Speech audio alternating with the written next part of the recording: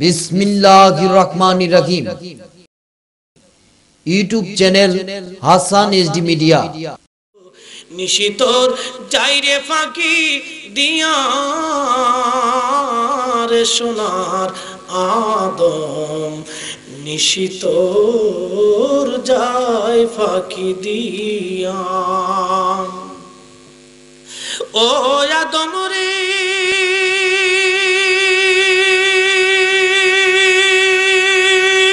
কামিনীর ওই কোলেতে কাল ঘুমেতে রইলি তুই, সারা নিশি কাটাইলি তুই ঘুমাইয়া ঘুমাইয়া রে সোনার আদম, নিশিতর যাই ফাঁকি দিয়া। রহমত যাই রে ফাঁকি দিয়া রে সোনার আদম, নিশিতর যাই ফাঁকি দিয়া। ও আদম রে পাক ধরিয়া গেছে দাড়ি, দন্তবাসী গুটাচারি। ও আদম রে পাক ধরিয়া গেছে দাড়ি, দন্তবাসী গুটাচারি। সমন জারি গিয়াছে করিয়া আরে সোনার আদম, নিশিতর যাই ফাঁকি দিয়া। রহমত যাই রে ফাঁকি দিয়া রে সোনার আদম, বেলা তোর যাই ফাঁকি দিয়া।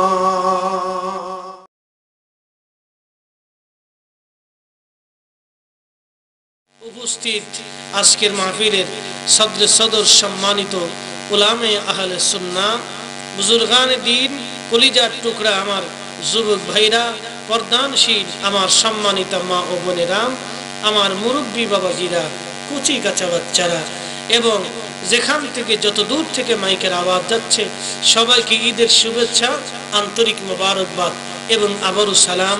আসসালামু আলাইকুম ওয়া রাহমাতুল্লাহি ওয়া বারাকাতুহু। আপনারা বলতে পারেন হুজুর আপনি মাহফিলে এত কথা বলার পরে সালাম দিলেন, আমরা তো হাদিসে পড়ছি আসসালাতু ক্বাবলাল কালাম, হাদা হাদিসুন মুনকার। তিরমিজির ভিতরে হাদিসখানা লিখে ইমাম তিরমিজি রাহিমাহুল্লাহ বলেছেন হাদা হাদিসুন মুনকার, এই হাদিসটা হচ্ছে মুনকার হাদিস। মুনকার হাদিস দিয়া দলিল সাবিত হয় না, কিন্তু সহিহ বিশুদ্ধ সনদের হাদিস ইমাম নাসাই রাহিমাহুল্লাহ সুনানে নাসাইর ভিতরে এবং সুনানুল কুবরা ইমাম নাসাই তিনারি কিতাবের ভিতরে, মুসনাদ আহমদ শরীফের ভিতরে ইমাম আহমদ ইবনে হাম্বল রাহিমাহুল্লাহ হাদিসখানা লিখেছেন। বিশেষ করে হাফিজ ইবনে কাইয়্যিম জাওজি তিনি জালাউল আফহামের ভিতরে একবারে প্রথম নম্বর হাদিসে তিনি লিখেছেন হুজুর সাল্লাল্লাহু আলাইহি ওয়াসাল্লামের সাহাবায়ে কেরাম রাসূলের খেদমতে সে সালাম দিতেন, ইয়া রাসূলুল্লাহ আসসালামু আলাইকা। জোরে বলেন মারহাবা। আমরা এতদিন পড়েছি আসসালামু ক্বাবলাল কালাম, হাদিস কুজ্জা ভাই। আসলে সালামের আগে কালাম, কালামের আগে সালাম, কিন্তু সাহাবায়ে কেরামের বাস্তব চিত্র থেকে আমরা যেটা দেখলাম ইয়া রাসূলুল্লাহ আলাইকা, ইয়া নবী আল্লাহ সালামু আলাইকা। আমাদের দেশের অনেক ভাইরা আবার গ্রামের যুক্তি দিয়েছেন মুনকার নাকিরের দলিল আর মুক্তাদার খবর দিয়ে বোঝায় ইয়া নবী সালামু আলাইকা বলা যায় না, এটা বেয়াদবি হচ্ছে, বলতে হবে ইয়া আইয়ুহান নবী। ময়মনসিংহের ভাষায় কইতে বুঝছুন, আপনারা বুঝছেন নি আমার কথা, মানে ময়মনসিংহের আলোচনায় অন্য লোকজনকে বুঝছুন, খাইছুন, খাইবাইন, আইবাইন।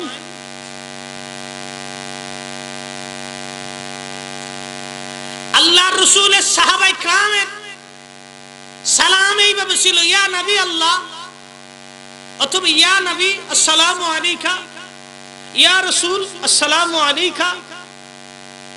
তাদের দুরূদ শরীফ ছিল সংক্ষিপ্ত সাল্লাল্লাহু আলাইকা। একবার লা শাক্কা ফি, কোনো সন্দেহ নাই, বিশুদ্ধ সনদের হাদিস সুনানে নাসাইতে। ওনারা গ্রামারের যুক্তি দিচ্ছেন, এখানে হাদিস শরীফ স্পষ্ট আসছে না, আর ওনারা গ্রামারের যুক্তি দিয়ে বসাইতেছেন। বলদা পাবলিক বুঝান যায়, কিন্তু সুন্নি মুসলমান বুঝান যাবে না। কথা বলেন না কেন? ঠিক না বেঠিক? বলদা পাবলিক বুঝান যাবে, তো সুন্নি মুসলমান বুঝান যাবে না। কারণ আমাদের প্রত্যেকটা কাজের পিছনেই শক্ত মজবুত দলিল বিদ্যমান, পেরেশানি চিন্তার কোনো কারণ নেই।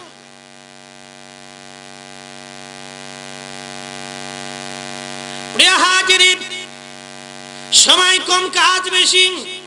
ওয়াজ করলে কি লাভ, শুনলে কি লাভ? লাভ হবে তার আমলে, আমলেও লাভ হবে না নবী প্রেম না থাকলে। দিলে নবী প্রেম থাকলে দিলে লাভ হবে কম, আমলে সুপারিশ করবেন নবী রোজ হাসরের ময়দানে। বাবাজিরা, গভীর মনোযোগ দিয়ে শুনেন। আল্লাহর হাবিবের দুরূদ যদি 1000 বার পড়তে পারেন, তাহলে ওই যে দুনিয়া থেকে মৃত্যু আসার আগে জান্নাতের মাকাম দেখে মরতে পারবেন। এবার আমরা চাই দুনিয়ার জগৎ থেকেই যেন জান্নাতের সুসংবাদ পাই। বাবাজি, দুনিয়াটা অল্প সময়ের জন্য, অবশ্যই আমরা কবরের জিন্দেগিতে পাড়ি জমাবো। একটা বান্দাও দুনিয়াতে আমাদের থাকার কোনো সুযোগ নাই, কোনো রাস্তা আমাদের নাই। মুসলমানেরা, এখন আমরা আল্লাহর শুকর ভুলে গেছি, আল্লাহর জিকির আমরা ভুলে গেছি, আল্লাহর ইবাদত আমরা ছেড়ে দিয়েছি, নামাজ ছেড়ে দিয়েছি, জিকির আর ফিকির ছেড়ে দিয়েছি, কোরআন শরীফ তেলাওয়াত আমরা ছেড়ে দিয়েছি। যার কারণে বিভিন্ন রোগ দিয়ে আল্লাহ রাব্বুল আলামিন আমাদের শরীরটাকে নষ্ট করে দিচ্ছেন। খাবারের মধ্যে আমার আল্লাহ বরকত কমিয়ে দিয়েছেন। যদিও আপনারা দেখতেছেন অনেক খাবার আপনারা খান, চা খান, বিস্কিট খান, চা খান, পান খান, টান দেন, টান দিয়ে অবশ্যই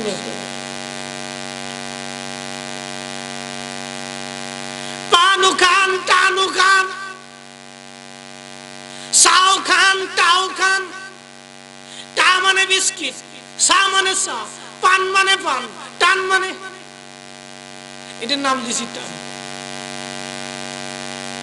এই মুসলমানেরা, ভালো করে শুনিয়া যান। জবান দিয়েছেন আল্লাহ, জবান বন্ধ করে দিবেন আল্লাহ। কি কথা ঠিক? জবান দিয়েছেন আল্লাহ, বন্ধ করে দিবেন আল্লাহ। পৃথিবীর কেউ আপনার জবান বন্ধ করতে পারবে না যতক্ষণ প্রভু বন্ধ না করবে। জবান দিয়েছেন আল্লাহ, জবানে ভাষা দিয়েছেন আল্লাহ। এই জবান দিয়ে জিকির হবে আল্লাহর, দুরূদ হবে মদিনাওয়ালার। এই জবান দিয়ে জিকির হবে আল্লাহর, দুরূদ হবে মদিনাওয়ালার। এই জবান দিয়ে যাবে হালাল খাবার, আমরা খাচ্ছি হারাম খাবার। জবান দিয়ে হবে ভালো কথা, আমরা বলি মন্দ কথা। জবান দিয়ে হবে আল্লাহর কোরআন শরীফ তেলাওয়াত, আর এই জবান দিয়ে পড়ি আমরা নোবেল তেলাওয়াত, নোবেল নাটক, ম্যাগাজিন। কোরআন শরীফ পড়ার সময় মুসলমানের হয় না। এ মুসলমান, মৃত্যুর পরে আর সময় হবে না। যতক্ষণ আল্লাহ হায়াত দিবে ততক্ষণ পর্যন্ত কোরআন শরীফ পড়ে যেতে হবে। প্রিয় হাজিরিন, কোরআন শরীফ তেলাওয়াতের ফজিলত কত, এই ফজিলতের একটা আলোচনা আমি আপনাদেরকে শোনাবো। বুখারী শরীফের কিতাবু ফাযাইলুল কোরআনের ভিতরে একখানা ঘটনা লেখা হয়েছে। মিশকাতুল মাসাবির ভিতরেও ঘটনাখানা লেখা হয়েছে। হযরত আবু হুরায়রা রাদিয়াল্লাহু আনহু ফরমান, একদিন আল্লাহর নবী আমাকে ডেকে বললেন, আবু হুরায়রা, আজকে থেকে তুমি বাইতুল মাল পাহারা দেবা। কথা কি বোঝা যায়? তো যদিও মাইকের হালকা প্রবলেম হচ্ছে, অসুবিধা নেই, বেচারা যান্ত্রিক তো, জায়গাটা বদ্ধ জায়গা, এই জন্য অনেক সময় ইচ্ছা করলেও সেটিং দিতে পারে না। তো মাশাআল্লাহ এখন বেশ ভালো আছে। চেষ্টা করবেন বোঝার জন্য। দূর থেকে অনেক দূর পর্যন্ত মাইকের আওয়াজ যাচ্ছে, কেউ ঘরের মধ্যে বসে বসে শুনতেছে, শোনেন। ঘরের মধ্যে বসে শুনবেন, মাগার সওয়াব পাইতেন। ঘরের মধ্যে বসে শুনতে পারবেন, লাস্টের বেলা এসে ফুটলাটা ধরতে পারবেন, অসুবিধা নেই, ধরে লয়ে যাবেন, খাইবেন, সকালবেলা খালাস করবেন, পেট খালি হবে, কিন্তু নেকির বোঝা ভারী হবে না। কথা বলেন ঠিক না? কথা বুঝেন না? বুঝলে বলেন হুজুর বুঝি না, আপনি বুঝাই দেওয়ার চেষ্টা করেন, আমি বুঝিয়ে দেওয়ার চেষ্টা করব। কিছু আমলিয়াতের কথা বলে দিয়ে যাই, জীবনে কাজে লাগবে। ইমানের কথা অনেক শুনেছেন, এই ইমানের সাথে সাথে কিছু আমলের কথা আপনাদেরকে আজকে শিক্ষা দিয়ে যাই ইনশাল্লাহ। আজকে একটা চমৎকার আমলের কথা শিক্ষা দিয়ে যাব, জানিয়ে দিয়ে যাব হাদিসে কারিমা থেকে। ভালো করে শুনেন, আমার দিকে মন লাগান, কানটা দিয়ে দেন, অন্যদিকে দেওয়ার কোনো প্রয়োজন নাই। আল্লাহর হস্তে আল্লাহর দিকে কুরবানি দিয়েছেন, গরুর গোশত ফ্রিজে অনেকেই রাখছেন, রাখেন, অসুবিধা নেই, আপনার ভাগেরটা রেখেন। আবার কুরবানি দেওয়ার সময় অনেকে গরু কিনছে 1,40,000 টাকা দিয়ে, গরুর গোশ 6 মণ চিন্তা ভাবনা করতেছে যে অন্তত 7 মণ না হলে তো 1,40,000 টাকা দিয়ে গরু কিনে লজই করলাম। ওই যে যখন বলছেন লজই করলাম, তখন মনে করবেন যে কুরবানির টাকা বুড়িগঙ্গার খালের মধ্যে চলে গেছে। গোশত খাইয়া খালি পায়খানাই করবেন, মাগার সোয়াব আর একটাও পাইতেন না। খামাখা গরুটারে জবাই দিছেন, নিজের আত্মাকে জবাই দিতে পারেন, নফসকে আগে জবাই দিতে হবে। এটাকে যদি জবাই দিতে পারেন তো গরু কুরবানি কবুল হবে। কথা কোন না কেন, ঠিক না বেঠিক? এটারে জবাই দিতে পারলে গরু কুরবানি করব, এটা কবুল হবে। এটাকে জবাই না দেওয়া পর্যন্ত গরু কুরবানি কবুল হবে না। ওইটারে আগে কুরবানি দেওয়ার আগে আগে এটারে কুরবানি দেয়। প্রিয় হাজিরিন, হযরত আবু হুরায়রা বলেন, আমি বাইতুল মাল পাহারা দিই। আল্লাহর হাবিব আমাকে হুকুম করেছেন, বাইতুল মাল আমি পাহারা দিচ্ছি। রাতের গভীর দেখি চোর এসেছে, বাইতুল মাল থেকে কিছু গম আর জম আর কিছু সম্পদ নিয়ে টুপলার মধ্যে ভরে ওই চোর বাইতুল মাল থেকে বের হয়ে যাচ্ছে। আমি তার পিছন দিক থেকে জড়িয়ে ধরলাম, চোর, চুরি করে তুমি কোথায় যাচ্ছ? চোর, তোমাকে রাসূলের খেদমতে নিয়ে যাব। আল্লাহর আইনে চোরের বিধান হলো হাত কেটে দেওয়া কবজি থেকে। যদি চোরের শাস্তি হাত কেটে দেওয়া বিধান জমিনের মধ্যে কায়েম থাকতো, বাংলাদেশের উপর পর্যায় থেকে শুরু করে নিচ পর্যায় পর্যন্ত আমলা সামলা একটা ঘুষ খাইতে পারতো না। কথা কোন না করে?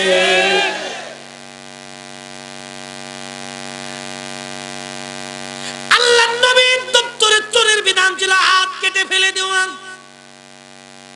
নাকি কষ্ট হচ্ছে আপনাদের? কথাগুলি শুনিয়ে যান। এই হাত কেটে ফেলে দেওয়ার একটা চমৎকার ঘটনা আমি আপনাদেরকে শোনাচ্ছি।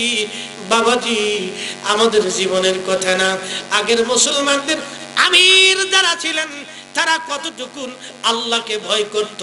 বাজানে গভীর মনোযোগ।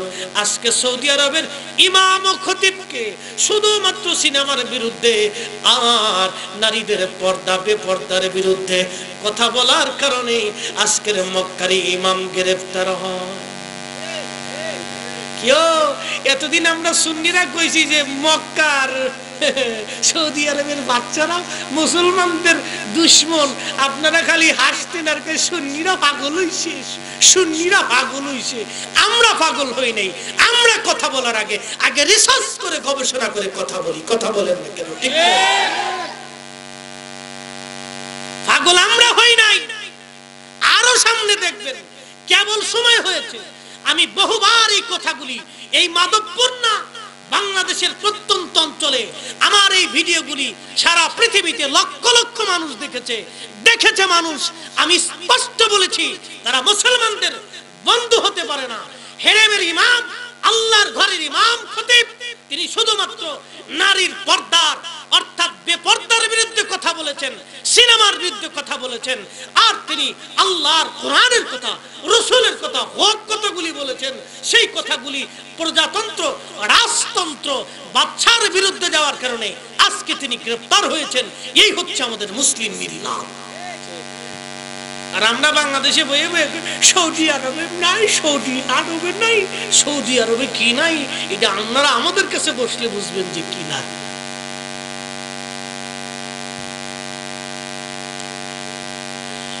ভাইরা আমার, মন খারাপ নিবেন না।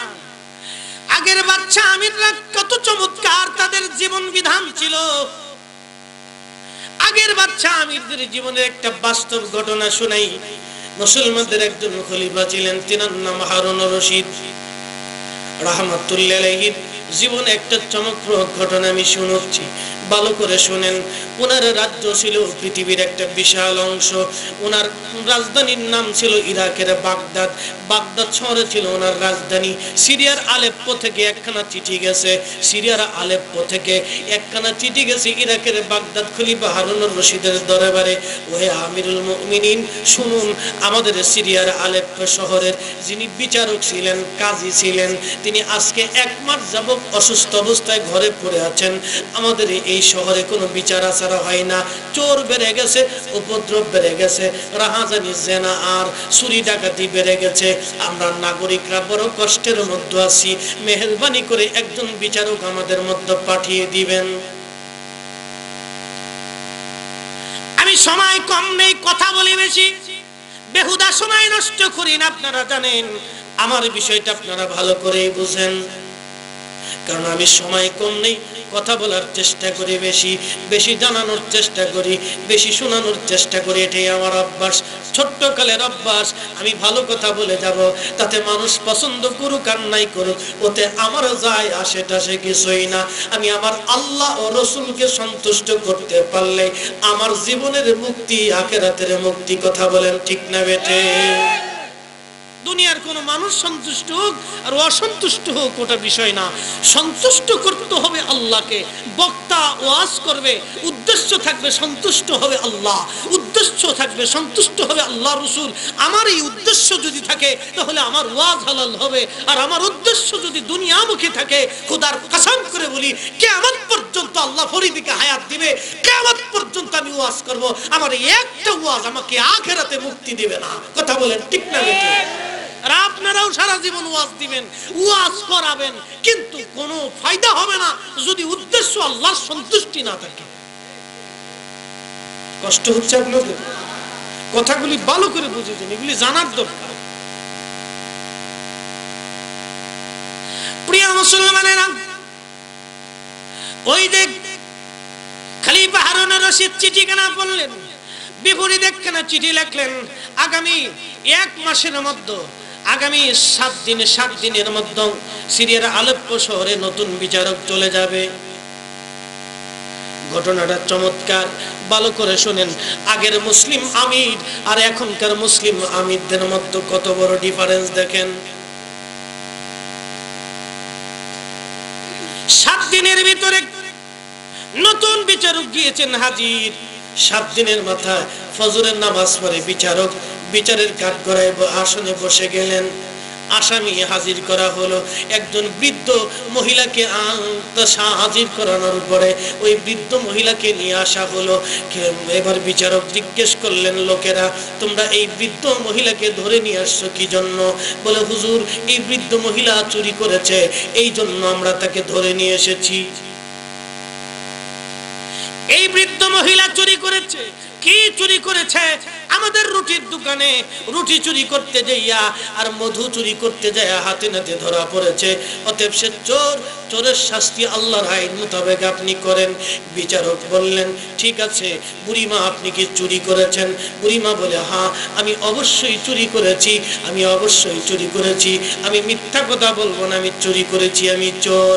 বিচারক জিজ্ঞেস করলেন, বুড়িমা কি জন্য আপনি চুরি করেছেন, কারণ কি? বুড়িমা বলে, বিচারক বাবা শোনো, আমার বাড়ি দারুণ বড় অভাব।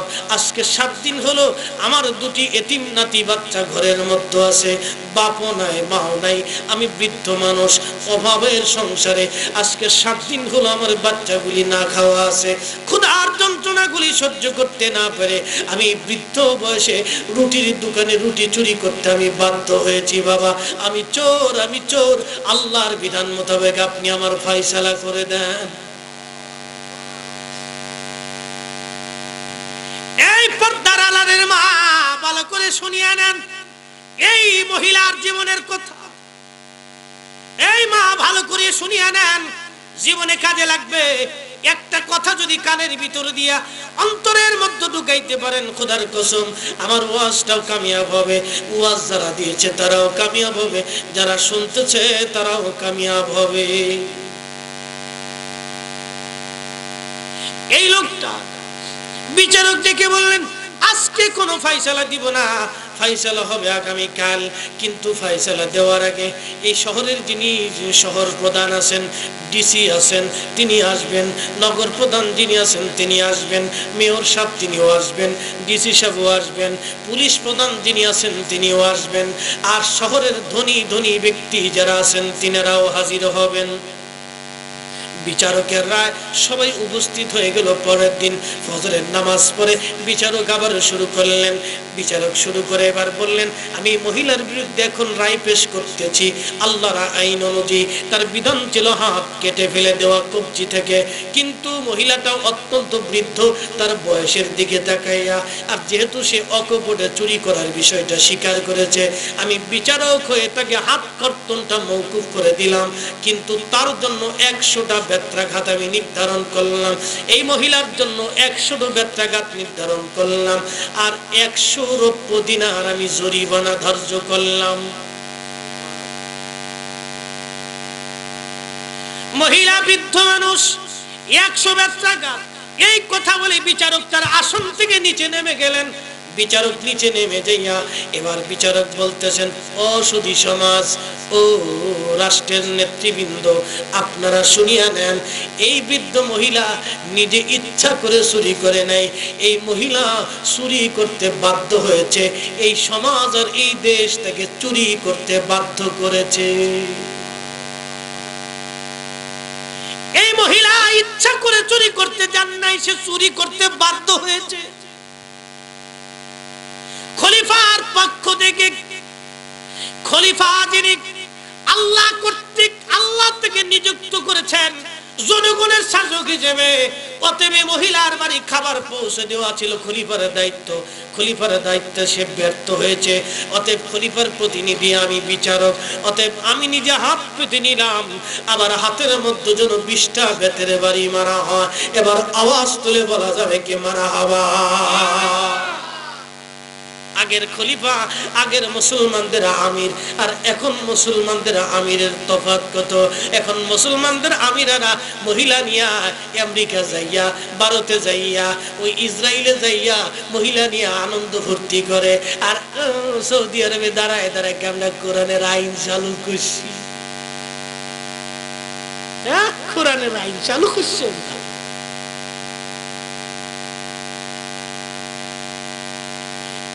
সুন্নি মুসলমানেরা ভালো করিয়া শুনিয়া নেন, খলিফা হারুন রশিদের বিচারক হাত পেতে দিলেন। বিচারকের হাতের মধ্যে 20টা বেতের বাড়ি মারা হয়। বিচারক ডেকে বললেন, বেতের বাড়ি মারতেছ, আমি বিচারক বিদায় স্বজন প্রীতির কোনো আশ্রয় নিবে না, সমান তালে আমার হাতের মধ্যে মেরে দাও।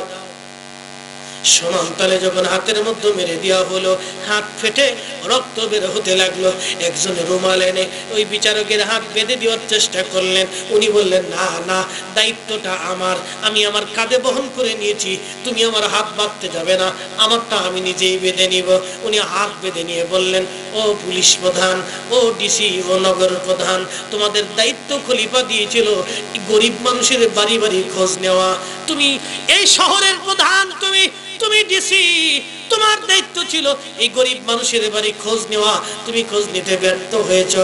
তাই খলিফার পক্ষ থেকে তুমি যেহেতু কাজের ফাঁকি দিয়েছো, অতএব আমি বিচারক রায় দিয়ে দিলাম, এই ডিসির হাতের মধ্যে যেন 20টা বেতের বাড়ি মারা হয়।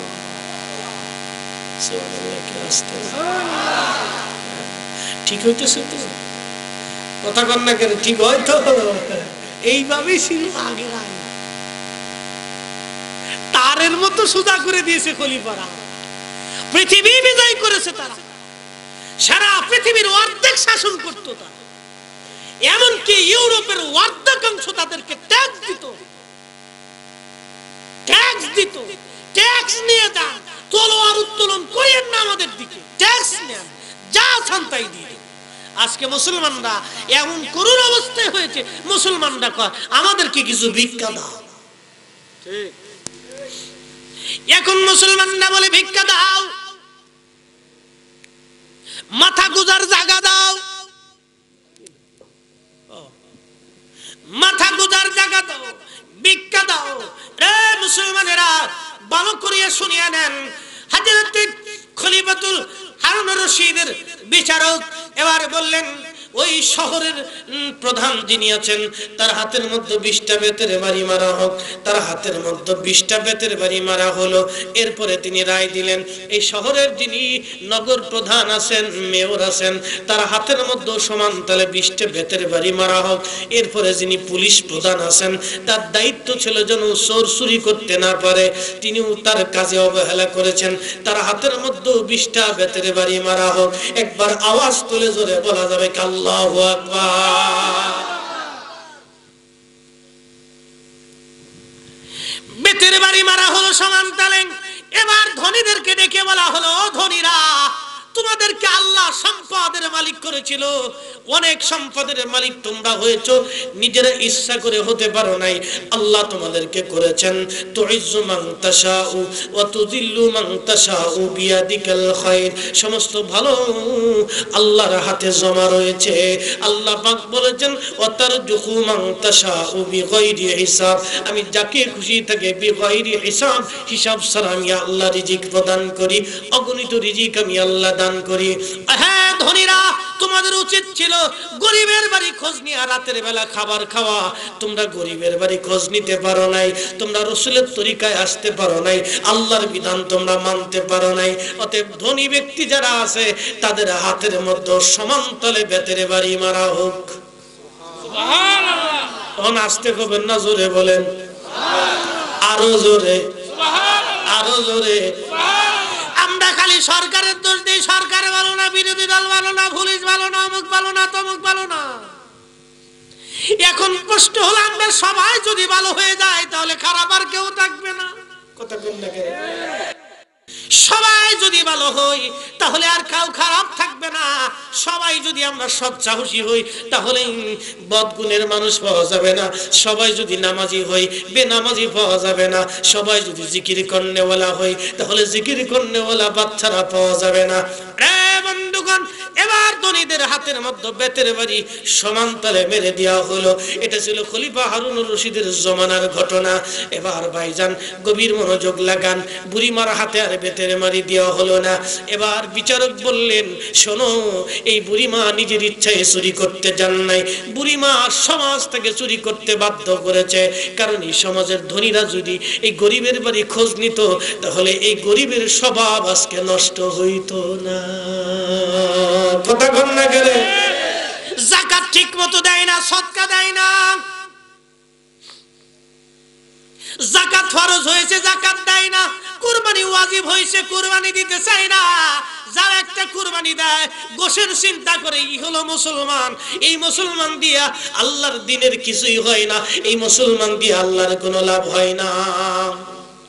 শত শত মুর্দা দিল মাটির উপরে, তার চাইতে অধিক ভালো যদিও কবরে দিল মরে গেছে।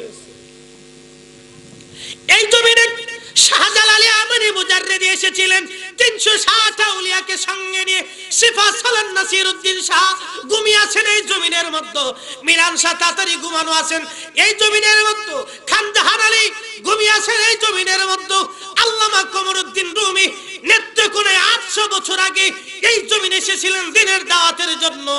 আরো অনেক আগে খাজা মাইনুদ্দিন চিশতি এসেছিলেন, তারও অনেক আগে দাতাগঞ্জে বক্স এসেছিলেন এই জমিনে আল্লাহর দ্বীন কায়েম করার জন্য। উনাদের রূহানি শক্তির বদৌলতে যুগে যুগে দেশে দেশে কোটি কোটি মানুষ কালেমা পড়ে মুসলমান হয়েছে।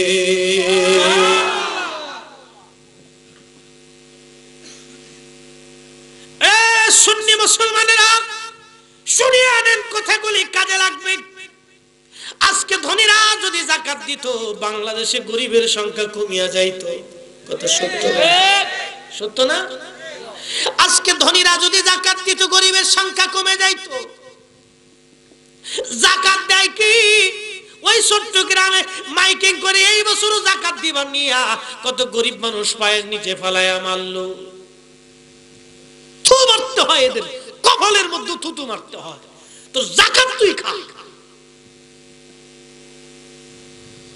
ফসা কিছু কাপড়, ফসা লুঙ্গি, ফসা গামছা, ফসা শাল, দেশের যত পচা জিনিস আছে যাকাত দেওয়ার চিন্তা আমরা তাই করি। গরিব মানুষ একটা কাপড়ের আশায় ঘন্টার পর ঘন্টা বাড়ির আঙ্গিনায় দাঁড়ায় থাকে। আহারে কত দুঃখ কষ্টের কথাগুলি বাজান, এর বাস্তবতা বড় কঠিন।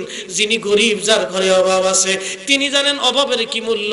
যার কাছে টাকা নাই সে জানে টাকার কি মূল্য। যার মুখে দাঁত নাই সে জানে দাঁতের কি মূল্য। যার মাথায় চুল নাই সে জানে চুলের কি দাম, চুলের কি মূল্য। যার যৌবন নাই সে জানে যৌবনের মূল্য। বাস্তবতা দেখে সবসময় কথা বলার চেষ্টা করি। ওরে মুসলমানেরা, ভালো করে শুনিয়া নেন। পচা কাপড়গুলি আমরা যাকাত দিতে থাকি, পচা চাইলগুলি আমরা দান করতে থাকি। গরিব মানুষ দাঁড়ায় রয়েছে, গরুর গোশত বন্টন হয়, 3 পিস ডাক দিয়া 4 পিস দিয়ে দূরে যা, দূরে যা, কুত্তার মতো খেট খেট খেট খেট করতেছে। আর আল্লাহর নবী বলে দিলেন, আমার উম্মতেরা, গরুর গোশত আর কুরবানির গোশত 3টা ভাগ করবা। একটা ভাগ গরিব মিসকিনরে দিবা, একটা ভাগ আত্মীয় স্বজনরে দিবা। আর আমরা ভাগ করলাম 3টা, নিজের জন্য রাখলাম একটা, 2 ভাগ আত্মীয় স্বজন দিয়ে দিলাম। গরিব মিসকিনের খবর নাই। দিয়ে দিছি কুরবানি 1,36,000, 28 লাখ 30 লাখ টাকা গরুর একটা কিনে দেখাইতেছি। কিনছি একখান গরু, পাবলিকের দেখা। আল্লাহ বলেন, ইন্না সালাতি ওয়া নুসুকি ওয়া মাহইয়ায়া ওয়া মামাতি লিল্লাহি রাব্বিল আলামিন। আমার জীবনের সবকিছু হবে আল্লাহর জন্য। জোরে বলেন না কার জন্য? আমার জীবনের সব হবে আল্লাহর জন্য, কিন্তু মাধ্যম হবে আমার আপনার নবী। মাধ্যম কে? আল্লাহর নবী হলো মাধ্যম। বলে কেমন? মাইয়ুতির রাসূল ফাকাদ আতা আল্লাহ। নবীর ইত্তেবা হইলে আল্লাহর ইত্তেবা হয়, নবীর গোলামি হইলে আল্লাহর গোলামি হয়। নবীর মহব্বত করলে আল্লাহকে মহব্বত করা হয়। নবীর জন্য জীবন দিলে আল্লাহর জন্য জীবন দেওয়া হয়। নবীকে রাজি করলে আল্লাহকে রাজি করা হয়। নবীকে বেজার করলে আল্লাহকে বেজার করা হয়। কথা বলেন না কেন? ঠিক না বেঠে?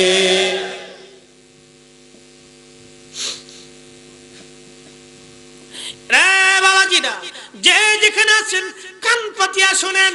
এবার বুড়িমার জন্য 100 বেত্রাঘাত সমান্তলে সবাইকে সুন্দর করে ভাগে ভাগে মেরে দেওয়া হলো। এখন বাকি আছে 100 রৌপ্য দিনার।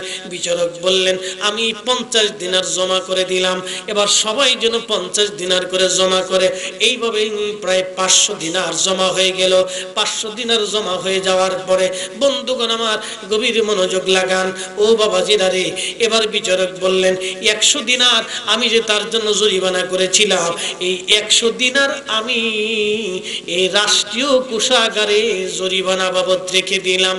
আর বাদ বাকি যে 20 দিনার, এই 20 দিনার আমি রুটির দোকানদারকে ক্ষতিপূরণ দিয়ে দিলাম। বাদ বাকি 380 দিনার যেটা আছে, এটা বুড়িমার হাতে দিয়ে দিলাম। বুড়িমা, এই সমাজ, এই রাষ্ট্র আপনাকে আজকে দরিদ্র বানিয়ে ফেলেছে, আজকে ভিখারি করেছে, আজকে আপনাকে চোর বানিয়ে ফেলেছে। আপনার এতিম বাচ্চার লালন পালনের দায়িত্ব ছিল রাষ্ট্রের খলিফার। খলিফা তিনি তেনার দায়িত্ব পালনে ব্যর্থ হয়েছেন। মা, ক্ষমা করে দিবেন, আমি বিচারক, আমি আমার রায় পেশ করে দিয়েছি। আল্লাহর আদালতে একটা বিচার হবে। কিয়ামতের ময়দানে আমার ও আপনার সবার জন্য একজন বিচারক হবেন। তিনি একমাত্র আল্লাহ, একমাত্র আল্লাহ। বুড়িমা গো, বুড়িমা, ওই কিয়ামতের ময়দানে আমি বিচারকের বিরুদ্ধে আপনি মামলা দায়ের করবেন না। এই 380 দিনার আপনাকে দিয়ে দিলাম, আপনার এতিম বাচ্চা কাচ্চা নিয়ে আপনি সংসার চালাবেন। আর সম্ভব হলে কিছুদিনের মধ্যেই আপনি খলিফার দরবারে হাজির হবেন।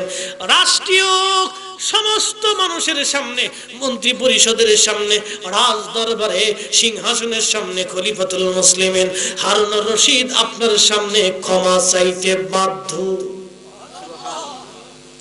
না, সুবহানাল্লাহর দরকার নাই, একসাথে জোরে বলে। আর আমাদের আমিরদের অবস্থা কি? ওরা আমিরুল মুমিনিন সাজছে। আমাদের দেশের বলদা মুসলমান না খালি সৌদি আরবে নাই, সৌদি আরবে নাই। সৌদির দলিল খারাপ করতেছে, সৌদির দলিল চলে না। সৌদির দলিল চলে না, এ দলিল আমাদের কাছে দিবেন না, ওগুলি আমরা ভুলেও থাকাই না।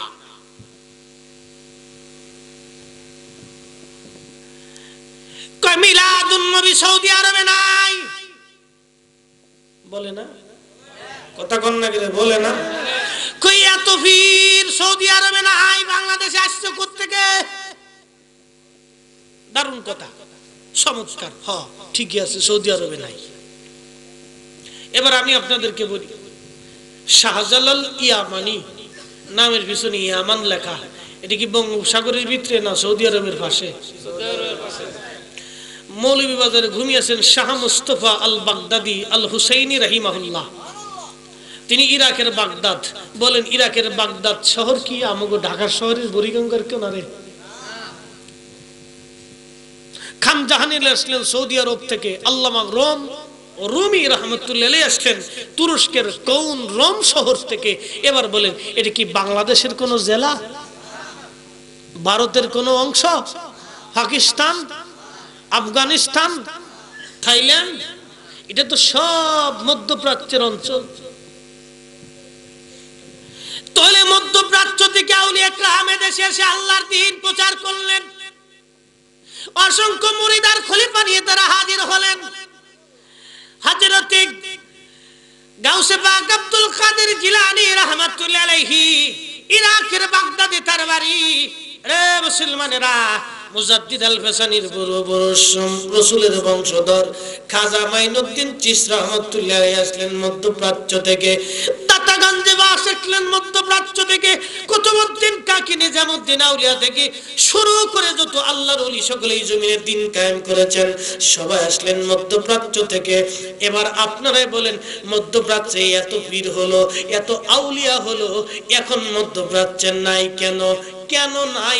এখন এটা খুঁজতে গেলে থলের বিড়াল বের হয়ে যাবে।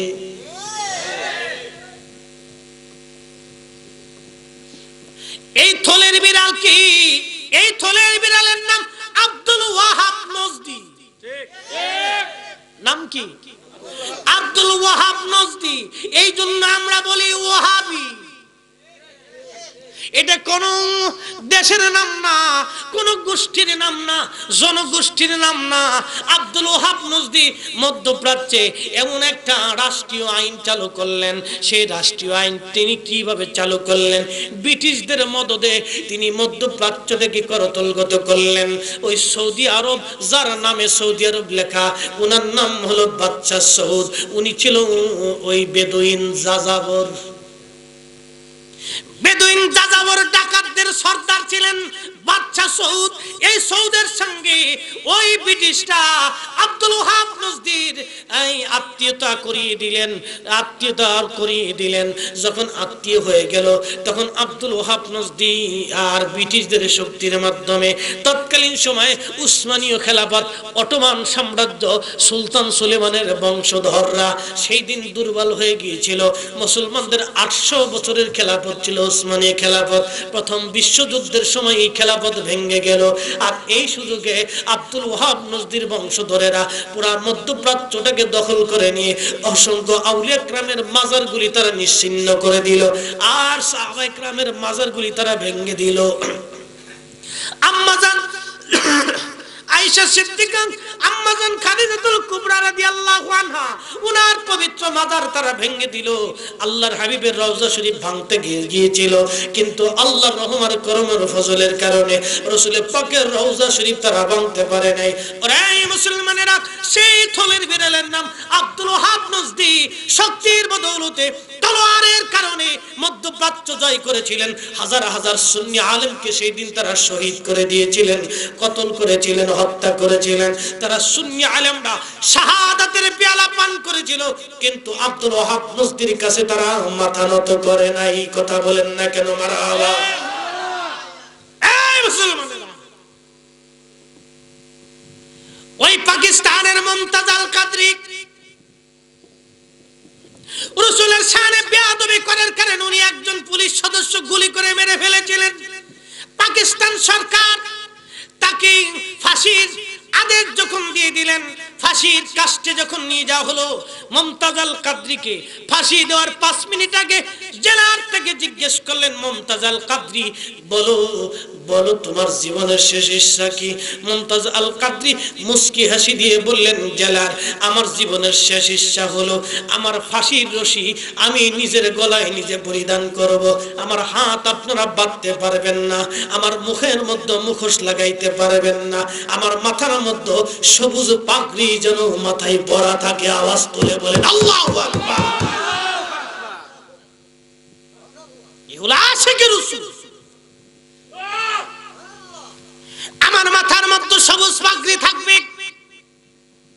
আমার মাথায় সবুজ পাগড়ি থাকবে, আমার মুখের মধ্যে যেন কোনো মুখোশ পরানো না হয়, হাত যেন বাঁধা না হয়। ঠিক ঠিক উনাকে ফাঁসির কাস্টে ঝুলানো হবে, ঠিক কিছুক্ষণ কয়েক সেকেন্ড আগে মুমতাজ আল কাদরি মুস্কি মুস্কি হাসতেছিলেন আর ইয়া রাসূলুল্লাহ ইয়া হাবিবাল্লাহ আসসালাতু ওয়াসসালামু আলাইকা ইয়া রাসূলুল্লাহ বলে বলে চিৎকার করতেছিলেন। আওয়াজ তুলে বলেন আল্লাহু আকবার। জেলার চোখের পানি ফেলে ফেলে কাঁদতেছিল। পাকিস্তানের ইতিহাসে এত মানুষ জানাজায় শরীক হয় নাই পৃথিবীতে, পাকিস্তানের ইতিহাসে কারো জানাজায় এত মানুষ শরীক হয় নাই। সেই দিন লক্ষ লক্ষ জনতা পাকিস্তানের মুমতাজ আল কাদরির জানাজায় শরীক হয়েছিল। আশিক রাসূল শাহাদাত বরণ করার সময় তিনি রাসূলের সবুজ পাগড়ি ভুলে যান নাই। একবার আওয়াজ তুলে বলা যাবে কি ইয়া রাসূলুল্লাহ। আমরা সুন্নিরা আজকে নামাজ ভুলে যাচ্ছি। আজকে বাবাজিরা রে গভীর মনোযোগ লাগান। কষ্ট হচ্ছে আপনাদের না হাজিরিন, এ ভাইরা আমার, এই জন্য কোরআন শরীফে আমার প্রভু ওয়াজ করেন, ওয়ালা তাহসাবান্নাল্লাযীনা কুতিলু ফি সাবিলিল্লাহি আমওয়াতান বাল আহইয়া। আল্লাহর রাস্তায় যারা জীবন দেয় তাদেরকে তোমরা মরা মনে করিও না, তারা হলো আমি আল্লাহর দরবারে জিন্দা। তোমরা বুঝো না, তোমরা জানো না। আওয়াজ তুলে বলা যাবে কি মারহাবা ইয়া রাসূলুল্লাহ ইয়া রাসূলুল্লাহ ইয়া হাবিবাল্লাহ ইয়া রাসূলুল্লাহ ইয়া হাবিবাল্লাহ। আমার মৌত নিদান কালে থাকিও নবীজি আমার শিওরে, করিব চুম্বন কদম ধরিয়া, বলেন করিব চুম্বন কদম ধরিয়া ইয়া রাসূলুল্লাহ ইয়া রাসূলুল্লাহ। রে বাবাজিরা, ওই দেশে খলিফা হারুন রশিদের দরবারে হাজির হলেন ওই বুড়ি মা, মনে আসেনি আপনাদের? ওই বুড়ি মা ইরাকের বাগদাদে আসলেন সিরিয়ার আলেপ্পো থেকে, সুদূর হেঁটে হেঁটে বহুদূর পাড়ি জমিয়ে ওই বুড়ি মা আসলেন ইরাকের বাগদাদে। আসার পরে ওই বুড়ি মা যখন খলিফা হারুন রশিদের রাজ দরবারের মধ্যে প্রবেশ করলেন, প্রবেশ করার পরে দেখলেন যেই লোকটা খলিফার খেলাফতের আসনে বসে আছেন ওনাকে বড় চিনা চিনা মনে হয় কোথাও আমি দেখেছি। বুড়িমাকে দেখে ওই লোকটাও ধীরে ধীরে রাজপ্রাসাদের ওই সিংহাসন থেকে নেমে চলে আসলেন।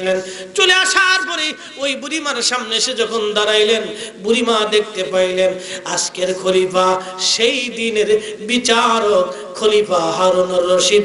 একবার আওয়াজ তুলে বলা যাবে কি আল্লাহু আকবার।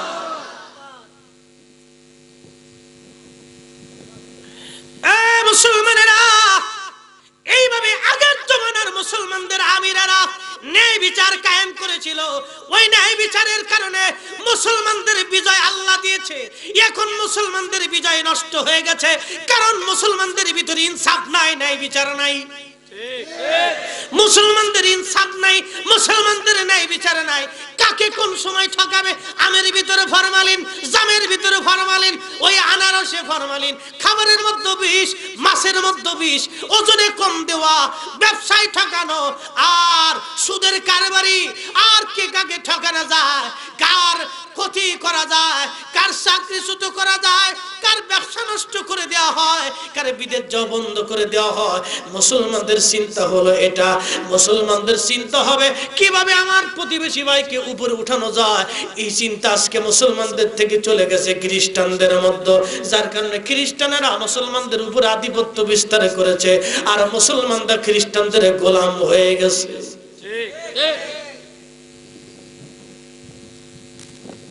বলে হুজুর এগুলি বলে লাভ কি? বলে আমার লাভ হচ্ছে যদি 10 জনের ভিতরে একজন বুঝে তাতেই আমার লাভ, এটাই লাভ।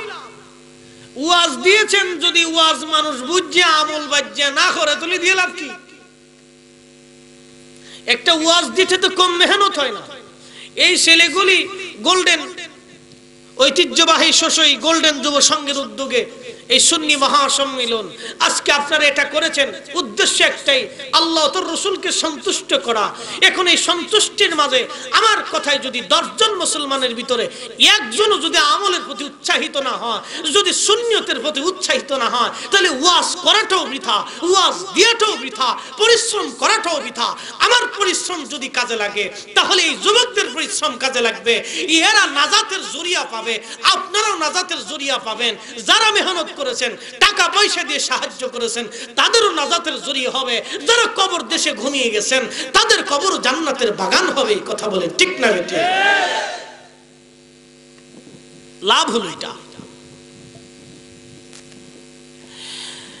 আল্লাহু আকবার ওয়ালিল্লাহিল হামদু বিসমিল্লাহির রাহমানির রাহিম।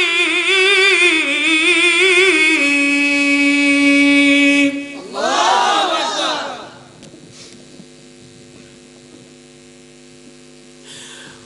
ওয়া আকিমুল ওয়াজনা বিল কিসতি ওয়া লা তুখসিরুল মিজান।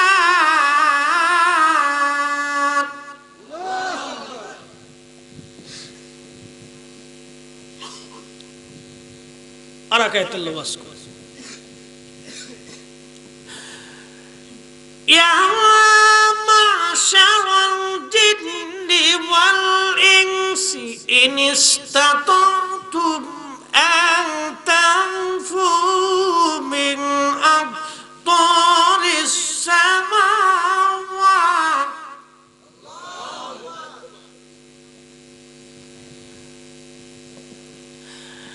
মিন আকতারিস সামাওয়াতি ওয়াল আরদি ফানফুযু লা তানফুযুনা ইল্লা বিসুলতান।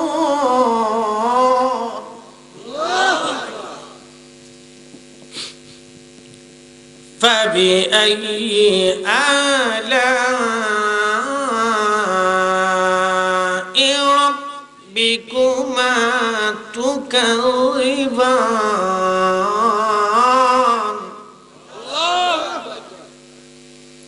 বলেন কোরআন শরীফ ভালো লাগে না খারাপ লাগে? ভালো লাগে। কোরআন শরীফ তো ভালো লাগবে বাজান, যাদের অন্তরে আল্লাহর মহব্বত, কোরআনের মহব্বত আছে, কোরআন শরীফ বাবা তাদের ভালোই লাগবে। যাদের অন্তরে গানের মহব্বত আছে বাবারে, তাদের অন্তরে গানই ভালো লাগে।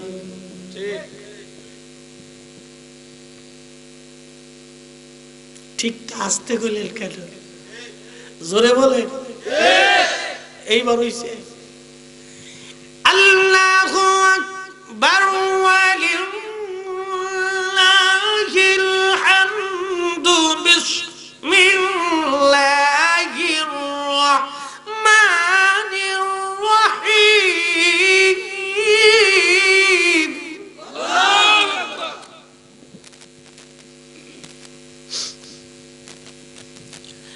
আল্লাহ ডেকে বলেন ন্যায্য কায়েম ওজন কায়েম তোমরা করো, ওজনে কম দিও না। আর আয়াতে আল্লাহ বলেন ইয়া মাশারাল জিন ওয়াল ইনস, ও জিন জাতিরা, ও মানুষেরা, তোমরা বলো আল্লাহর রাজত্ব ছাড়া এমন কোন জায়গা যদি থাকে তাহলে তোমরা সেই দেশে চলিয়া যাও। আছে? আল্লাহর রাজত্ব ছাড়া এমন কারো যদি রাজত্ব থাকে তাহলে তোমরা সেইখানে চলে যাও, যদি আল্লাহর কথাগুলি তোমরা না মানো। আল্লাহর কথাগুলি যদি তোমরা না মানো, আল্লাহর রাজত্ব যেখানে আছে সেখানে চলে যাও। হে জিন জাতি, হে মানব জাতি, আল্লাহর রাজত্ব ছাড়া যদি অন্য কারো রাজত্ব তোমরা পাও ওইখানে তোমরা যাও। এবার বলেন, আল্লাহর রাজত্ব ছাড়া পৃথিবীর সৃষ্টির মধ্যে কি একটা ইঞ্চি জায়গাও আছে? নাই। তাহলে আজকে থেকে হিসাব করে যাবেন, আল্লাহর রাজত্ব ছাড়া যদি অন্য কারো রাজত্ব না হয় তাহলে মনে রাখবেন আল্লাহর হুকুম আমাদের মাথা পেতে মেনে নিতেই হবে। কথা বলেন।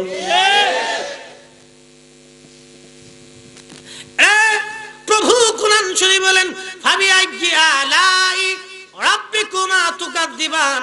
হে মানুষের জিন, তোমরা বলো আমি আল্লাহর দেওয়া কোন কোন নিয়ামত তোমরা অস্বীকার করবা?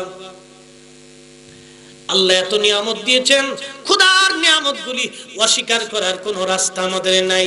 মুসলমানের আরে জীবনে কথাগুলি কাজে লাগবে। খলিফা হারুন রশিদের দরবারে একটা চমৎকার আলোচনা আমি আপনাদেরকে শোনাইলাম। কোরআনের ফজিলতের কথা বলতে যাইয়া হযরত আবু হুরায়রার কথা আমি রেখে গেলাম। বুখারী কিতাব ফাযাইলুল কোরআনের হাদিস আমি রেখে এসেছি। ওই হাদিসখানা বলে আমি আলোচনার ইতি টেনে নিয়ে যাব। লম্বা বক্তব্য দেওয়া আমার অভিপ্রায় নাই। আমি ঘন্টার পর ঘন্টা বক্তব্য দেই এই জন্য আমি আমার বক্তব্যের সময় চুরি করি না, বক্তব্যের সময় নষ্ট করি না, কারণ আমি প্রত্যেকটা কথাগুলি হিসাব করে বলার চেষ্টা করি, কারণ প্রত্যেকটা বান্দার জবানের হিসাব আল্লাহ নিবে। কথা বলেন ঠিক না বেটে? প্রত্যেকটা সময় রেকর্ড করা হয়। আজকের ওয়াজ যেমন রেকর্ড হচ্ছে, হয়তো যদি হাসান এইচডি মিডিয়ার আমার হাসান ভাই এই ওয়াজটা ছেড়ে দেন তাহলে হয়তো লক্ষ লক্ষ মানুষ দেখবে, আমার এই কথাটা ভিডিও হয়ে থাকবে। যতদিন ইন্টারনেটের মধ্যে ওয়াজটা থাকবে ততদিন পর্যন্ত আমি হয়তো থাকবো না, কিন্তু 50 বছর পরেও হলেও আমার এই ওয়াজটা কেউ শুনতে পারে। বাবারে, আমার প্রত্যেকটা সময়, আপনার প্রত্যেকটা সময় আমার আল্লাহর আদালতে, আমার আল্লাহর ক্যামেরায় ধারণ করা আছে। ও বান্দা, ও বান্দি, একটা সেকেন্ডের জন্য আপনি কি বলেন, কি করেন, কিয়ামতের ময়দানে আমার আল্লাহ আপনার ও আমার সামনে পেশ করে দিবে। কথা বলতে গেলে হিসাব করে বলতে হবে, চলতে গেলে হিসাব করে চলতে হবে, আর তাকাইতে হলেও হিসাব করে তাকাইতে হবে, খাইতে গেলেও হিসাব করে খেতে হবে। আল্লাহর জীবনের হায়াত দেওয়া হায়াতের প্রত্যেকটা সময় যদি আমরা কাজে লাগাইতে পারি, আল্লাহর কসম করে বলি, হাসতে হাসতে আমরা আল্লাহর বেহেশত চলে যেতে পারবো। ঠিক না বেটে? সেনাবাহিনীরা ট্রেনিং দেয়, ওই ট্রেনিং এর সময়, সেনাবাহিনীর ট্রেনিং এর সময় লেখা থাকে কঠিন কৌশল, অর্থাৎ কঠিন ওই প্রশিক্ষণ, সহজ যুদ্ধ। সেনাবাহিনীর ট্রেনিং দিয়েছেন কিনা জানি না, আমি দিছিলাম কিছুদিন। কষ্ট, আলিশ বাড়ি করে লাগে, আমি কিছুদিন দিছিলাম। ওই সেনাবাহিনীর একটা থিওরি, কঠিন প্রশিক্ষণ, সহজ যুদ্ধ, কঠিন প্রশিক্ষণ, সহজ যুদ্ধ। সেনাবাহিনীর সদস্য যদি কঠিন প্রশিক্ষণ দিতে পারে, যুদ্ধ করাটা তার জন্য সহজ হয়ে যায়। ঠিক বান্দার জীবনটা হবে এইরকম। আল্লাহর পথে বান্দাকে হিসাব করে চলতে হবে। যদি হিসাব করে আল্লাহ রসুলের বিধান মোতাবেক আমার জীবন চালাইতে পারি, তাহলে আমার আখিরাতের জিন্দেগি একেবারে ঘুমের মতো সহজ হয়ে যাবে।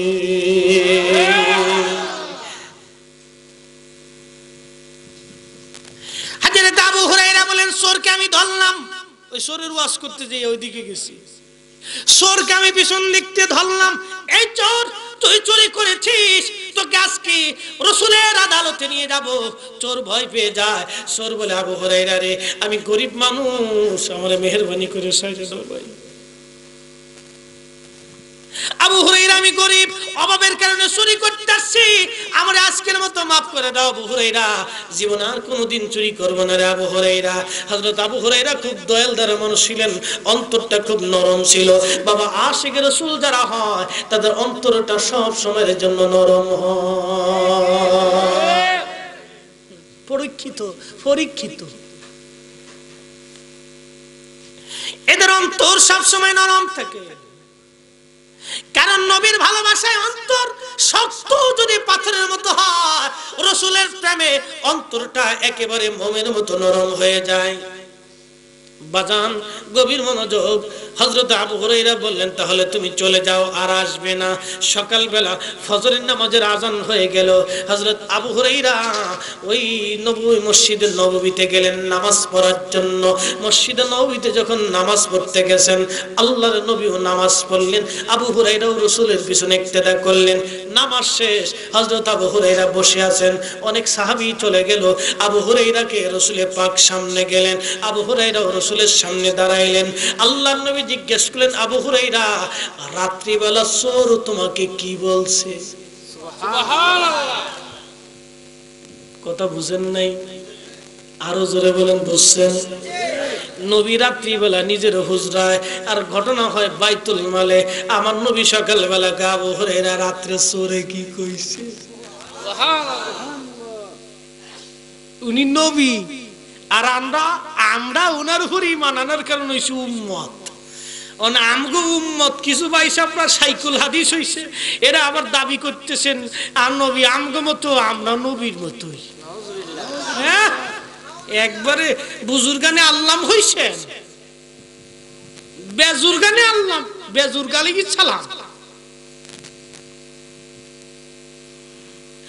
এই বাবাজি ভালো করিয়া শুনিয়া যান, বুখারীর হাদিস। আল্লাহর নবী রেখে বললেন, আবু হুরায়রা রাত্রিবেলা চোর তোমাকে কে বলেছে? হযরত আবু হুরায়রা রেখে বলে, ইয়া রাসূলুল্লাহ, চোর অনুনয় বিনয় করেছেন, বারবার আমার কাছে কাকুতি মিনতি করেছে, আমার অন্তরে দয়া লাগছে, হুজুর আমি চোর রাত্রি ছেড়ে দিয়েছি। নবী বললেন, আবু হুরায়রা সে বড় মিথ্যাবাদী, তোমাকে ধোঁকা দিয়েছে। আবু হুরায়রা চোর আগামী রাত্র আবার আসবে। সুবহানাল্লাহ। তো আসতে হইছে, আরো জোরে বলেন কবে আসবে? আরো জোরে বলেন। আগামী রাত্র চোর আবার আসবে চুরি করতে। কে বলেছেন? আল্লাহর নবী বলেছেন। অথচ আল্লাহ কোরআন শরীফের সূরা লুকমানের এক আয়াতের মধ্যে বললেন, ওমা তাদেরি নাফসুন মাযা তাকসিবু গাদা, আগামী মুহূর্তে কি হবে, আগামী কাল কি হবে আল্লাহ ছাড়া কেউ জানে না। কিন্তু নবী বলে দিলেন চোর আগামী রাত্র আবার বাইতুল মালে চুরি করতে আসবে। এবার আপনারা বলেন, আল্লাহ বললেন কেউ জানে না, নবী বলে দিলেন কালকে আসবে, তাহলে কারটা ঠিক? দোনোটাই ঠিক, আমাদের বুঝার ভুল। আল্লাহ বলেন আমি ছাড়া কেউ জানে না, কথা ঠিক। রাসূল বলে দিলেন এটাও ঠিক। সুবহানাল্লাহ, জোরে কোন। এই জন্য সাহাবায়ে কেরামকে আল্লাহর নবী যদি জিজ্ঞেস করতেন, এ সাহাবীরা তোমরা কি বলতে পারো এই বিষয়টা, সাহাবীরা না জানলে বলে দিতেন আল্লাহু ওয়া রাসূলুহু আ'লাম, আল্লাহ এবং আল্লাহর নবী ভালো জানে, আল্লাহ এবং আল্লাহর নবী ভালো জানে। সাহাবীরা বলতো আল্লাহও জানে, আল্লাহর নবীও জানে। আমরা সাহাবীরা এটা বলতে পারি না। আওয়াজ তুলে বলা যাবে কি মারহাবা? সাহাবীদের মতো আমাদেরও আকীদা আল্লাহু ওয়া রাসূলুহু আ'লাম, আল্লাহ এবং আল্লাহর নবী ভালো জানে, আমরা কিছুই জানি না। কথা বলেন ঠিক না? কিছু ভাই সব রকম ধরাইছে আল্লাহ জানে নবী জানে না, বালা কথা। তাহলে আপনারা কি সাহাবীদের চাইতে বড় মুফাসসিরে কোরআন হইছেন? সাহাবীদের চাইতে কি বড় মুহাদ্দিসিনে কেরাম হইছেন? না। সাহাবীদের চাইতেও কি রাসূলকে বেশি ভালোবেসে ফেলাইছেন? সাহাবীদের চাইতেও কি আল্লাহকে বেশি চিনে ফেলেছেন? সাহাবীদের চাইতেও কি শিরক বিদআত এখন বেশি বোঝা ধরছেন? যদি উস্তাদ যদি ছাত্র যদি উস্তাদের চাইতে বেশি বোঝে, ওই ছাত্র হয় বিয়াদব। আর উম্মত যদি নবীর চাইতে বেশি বোঝে, তাহলে ওই উম্মতও হয় বিয়াদব। কথা বলেন ঠিক না ঠিক? কথা সহজ, কাজ বেশি, সময় কম, কাজে বেশি, লম্বা কথা বলবো না বাবাজি। রাসূল বললেন আগামী রাত্রিবেলা চোর আবার আসবে। আবু হুরায়রা বললেন, এ নবীর উম্মতেরা শোনো, আমার ঈমান হয়ে গেল, আমার বিশ্বাস হয়ে গেল, চোর আগামী রাত আবার আসবে। কারণ রাসূল বলেছেন নবীর কথা কখনোই মিথ্যা হতে পারে না। কথা কন্যা করে ঠিক না রে? বলেন ওই নবী আছে না নাই? আছে।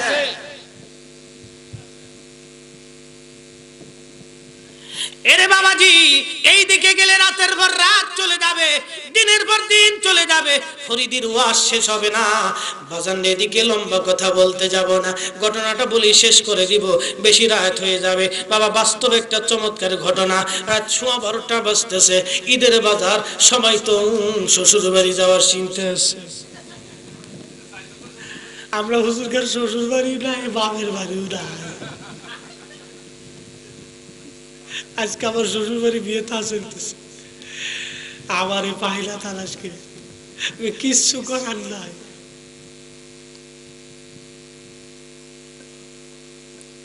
প্রিয় হাজিরিন, আপনাদের মনসন্তুষ্টি অর্জন করতে যাইয়া আমাদেরও ত্যাগ স্বীকার করতে হয়।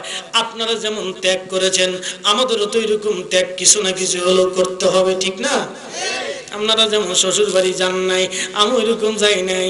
আজকে শ্বশুর বাড়ি গেলে তো আজকে বয়ে থাকতেন না, তা আগে 2-1 দিন আগে বেড়াইতে পারেন, অসুবিধা নেই, যা হোক আর কি। আল্লাহর নবী সাহাবী আবু হুরায়রা বলেন, পরের রাত্রি বেলা আমি বসে আছি, জানি চোর আবার আসবে, কারণ রাসূল বলেছেন চোর অবশ্যই আসবে। আমি চুপটি মেরে, ঘাপটি মেরে বাইতুল মালের এক কোণায় রাতের আধারে বসে আছি, দেখি চোর কখন আসে। লক্ষ্য করে দেখলাম সেই চোর আবার আইছে। একবার আওয়াজ তুলে বলা যাবে কি, ইয়া রাসূলুল্লাহ? এবার বলেন আমার নবীর কথা সত্য না মিথ্যা? যাইনা বলছে না, না যাইনা বলছে? আমাদের কাছে না জানলেও নবী ঠিকই জানে, আর সাহাবীদের কাছেও নবী জানতেন। আমরা যদিও বলি নবী জানতেন না, বাজান জানতেন। এই জানাটা ছিল আতাই, আর আল্লাহ জানতেন এই জানাটা ছিল আতাই না। আল্লাহটা আল্লাহর মহাজ্ঞানের, আল্লাহ আল্লাহ মহাজ্ঞানের মালিক।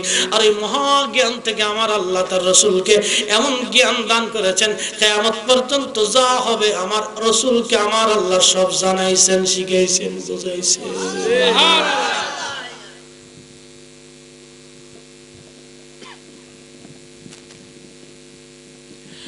এই মুসলমানেরা মনোযোগ লাগান।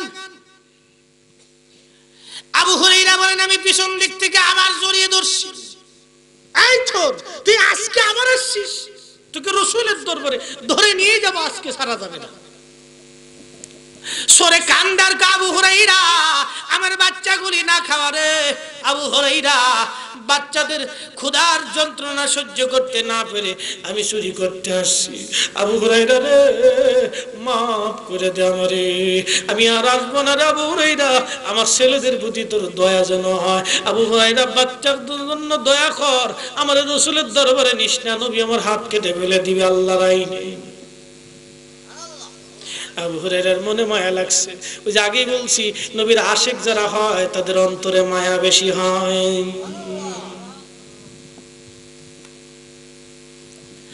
হযরতে আবু হুরায়রা ছেড়ে দিলেন। সকালবেলা ফজরে আযান পড়েছে, আবু হুরায়রা মসজিদে নববীতে আসলেন নামাজ পড়ার জন্য। আল্লাহর নবী আসলেন, আল্লাহর নবীর পিছনে ইক্তেদা হলো। নামাজ শেষ হয়ে যাওয়ার পরে নবী আমার জিজ্ঞেস করে মুস্কি মুস্কি হাসি আর কয়, আবু হুরায়রা রাত্রিবেলা চোর তোমারে কি কইছে?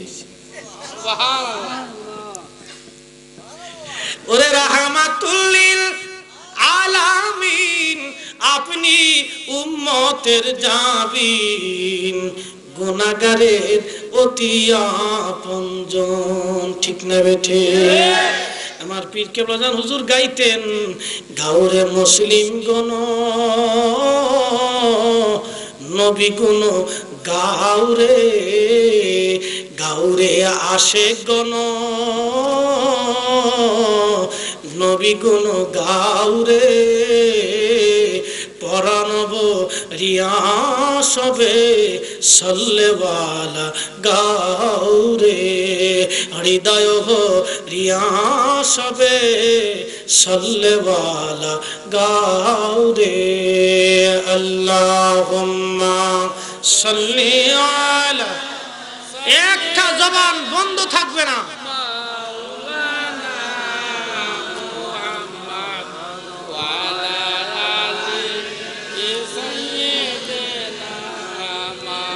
মাওলানা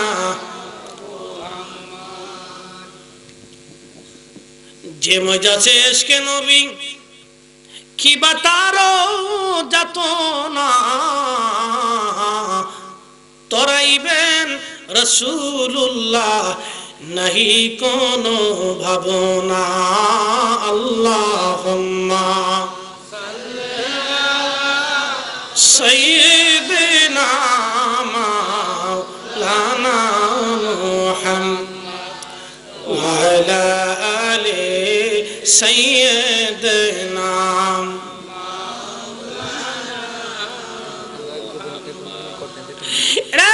মুসলমানেরা গভীর মনোযোগ লাগান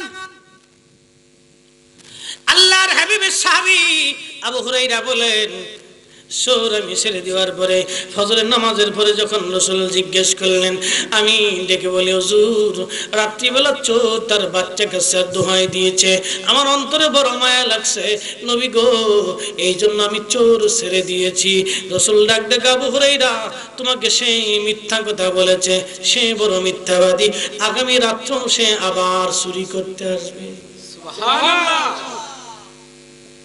বুঝেননি কিছু আগামী রাত্রিবেলাও সে আবার চুরি করতে আসবে আল্লাহ বললেন ও আমার বান্দারা শোনো আগামী মুহূর্ত তোমার জন্য কি আসতেছে আমি আল্লাহ ছাড়া কেউ জানে না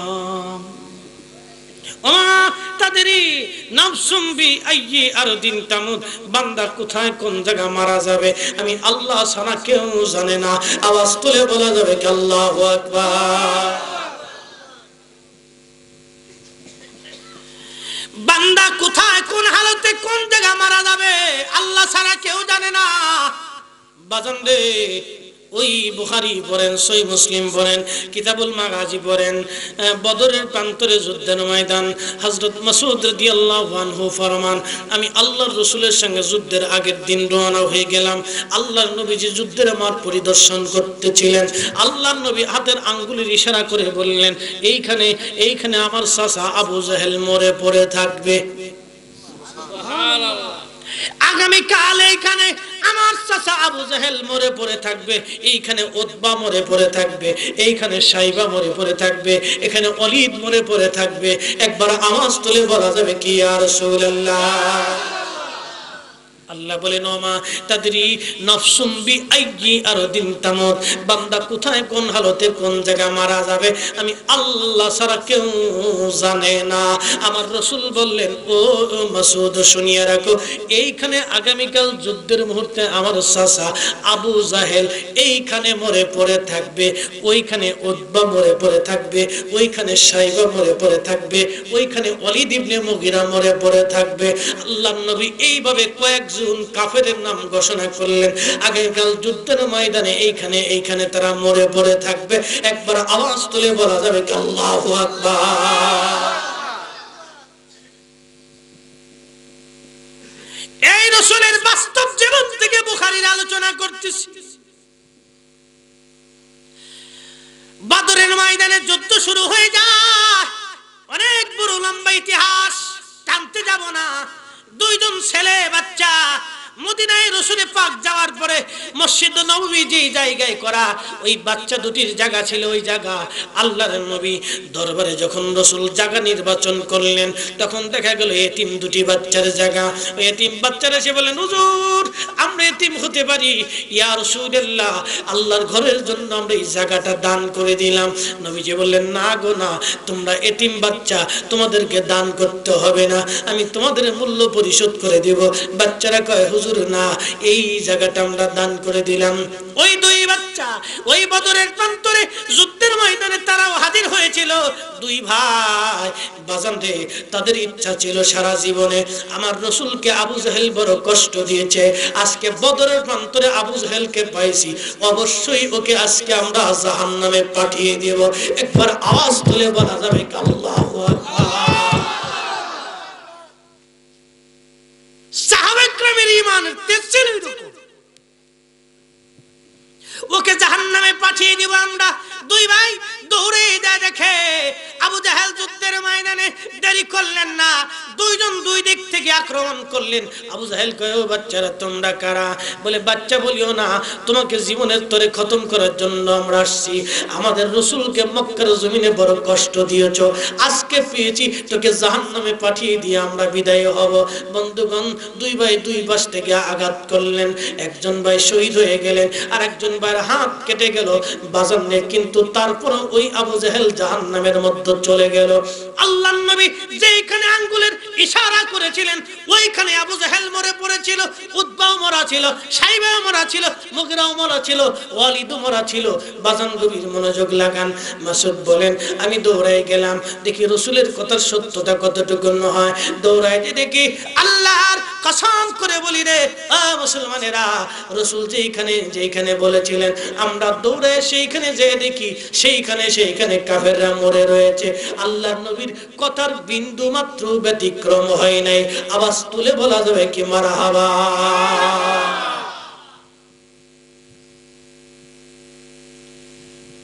একবারে সূর্যের মতো পরিষ্কার। মুসলমানেরা, আমাদের জীবন আয়ু প্রায় শেষ, কখন বিদের ডাক আসবে জানি না। এই জন্য আমার পীর শেষ রাত্রের সময় একটা শের গাইতেন, নিশিতর যাইরে ফাঁকি দিয়া রে সোনার আদম, নিশিতর যাই ফাঁকি দিয়া। নিশি মানে রাত্র, নিশিতর যাইরে ফাঁকি দিয়া রে সোনার আদম, নিশিতর যাই ফাঁকি দিয়া। ও আদম রে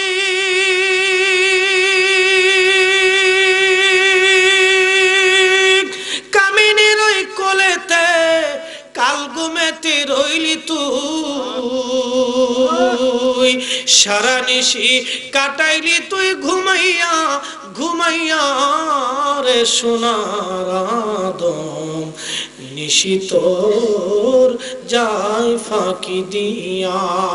রহমত যাই রে ফাঁকি দিয়া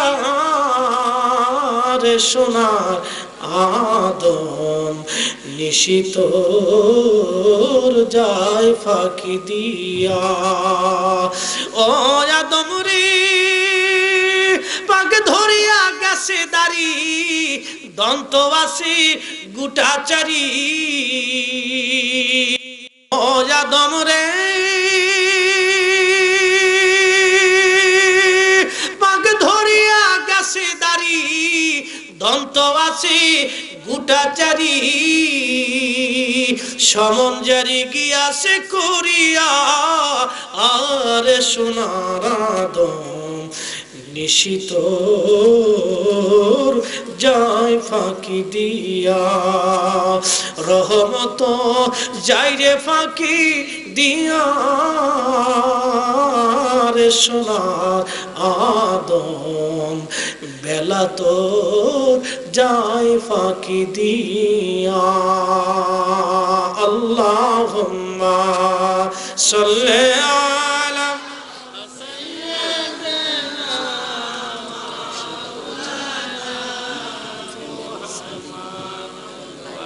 আলা আলি সাইয়্যিদিনা।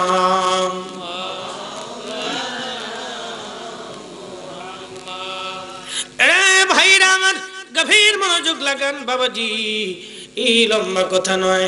ওই যে হযরত আবু হুরায়রা বলেন, আমার আবার বিশ্বাস হলো চোর আগামী রাত্র আবার আসবে, কারণ রাসূল বলেছেন নবীর কথা মিথ্যা হতে পারে না। কথা কোন না ঠিক না?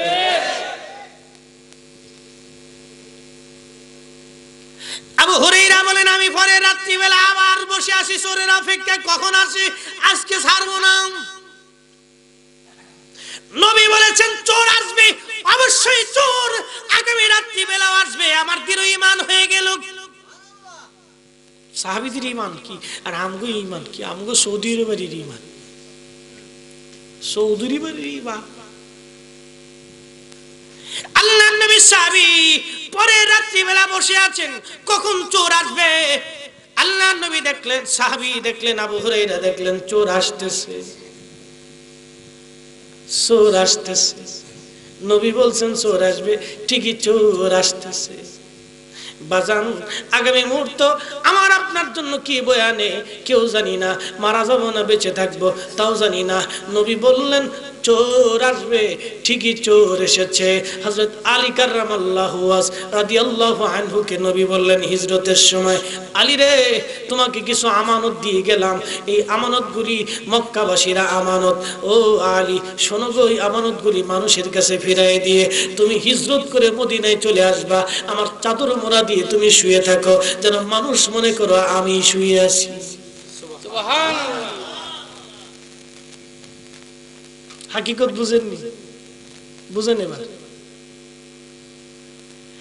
আমার চাদর মোড়া দিয়ে তুমি আলী শুয়ে থাকো, মানুষ মনে করে যে আমি আছি। চাদর মোড়া দিয়ে আলী শুয়ে পড়লেন, চিন্তার কোনো চাপ নাই, কারণ রাসূল বলেছেন আল্লাহর রাসূলের আমানতগুলি মানুষের কাছে ফেরত দিয়ে তুমি হিজরত করে মদিনায় এসে আমার সঙ্গে সাক্ষাৎ করবা। নবীর সঙ্গে সাক্ষাৎ না করা পর্যন্ত আলীর মৃত্যু আলীর কাছে আসবে না, কারণ রাসূল যেটা বলেছেন আল্লাহর দরবারে সেটা লেখা হয়ে গেছে। কথা বল না কেন? খালি গপ গপ গপ গপ করে হাদিস করলেই হয় না, হাদিস কিছু বুঝতে হয়।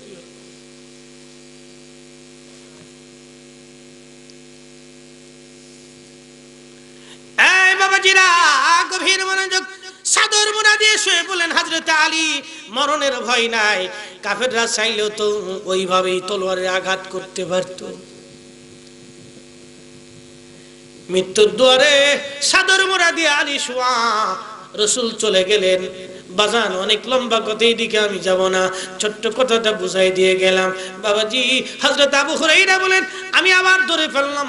চোর অনুনয় বিনয় করতে লাগলো, আমি ছাড়বো না বলে চোরকে ধরে নিয়ে যাচ্ছি। চোর ডাক ডাক, আবু হুরায়রা, তুমি যদি আমাকে ছেড়ে দাও, এমন একটা দোয়া তোমাকে শিক্ষা দিব, যে দোয়ার ফজিলত তুমি ইতিপূর্বে কোনোদিন শোনো নাই। মারহাবা, জোরে কর মারহাবা। এমন একটা দোয়া তোমার শিখাবো, যে দোয়ার ফজিলত তুমি ইতিপূর্বে কোনোদিন শোনো নাই। আবু হুরায়রা বলেন, সর বলো তো কোন দোয়া? বলে, আবু হুরায়রা রে, রাত্রি বেলা যখন তুমি ঘুমাইতে যাও, ঘুমোতে যাওয়ার সময় তুমি আয়াতুল কুরসি তেলাওয়াত করবা। কোন কুরসি? আয়াতুল কুরসি। আয়াতুল কুরসি তুমি তেলাওয়াত করবা। আল্লাহু লা ইলাহা ইল্লা হুয়াল হাইয়ুল কাইয়্যুম লা তাখুযুহু সিনাতুন ওয়ালা নাওম। আয়াতুল কুরসি তেলাওয়াত করে তুমি রাত্রি বেলা ঘুমাইবা। আবু হুরায়রা, শোনো গো, আমার আল্লাহ তোমার পাহারাদার জন্য সারা রাত্রব্যাপী একজন ফেরেশতাকে নিয়োজিত করে দিবেন। ওই ফেরেশতা সারা রাত্রব্যাপী তোমার পাশে বসে বসে পাহারা, তোমার পাশে দাঁড়িয়ে দাঁড়িয়ে পাহারা দিবে। সারা রাত্র ফেরেশতা পাহারা দিবে। হ্যাঁ আবু হুরায়রা, তুমি আয়াতুল কুরসি তেলাওয়াত করে রাত্রি বেলা ঘুমাইবা। সারা রাত্র একজন আল্লাহর নিয়োজিত ফেরেশতা তোমার শিয়রে তোমার পাহারা দিবে। সারা রাত্রের মধ্যে শয়তান তোমার কাছে আসার কোনো সুযোগ পাবে না।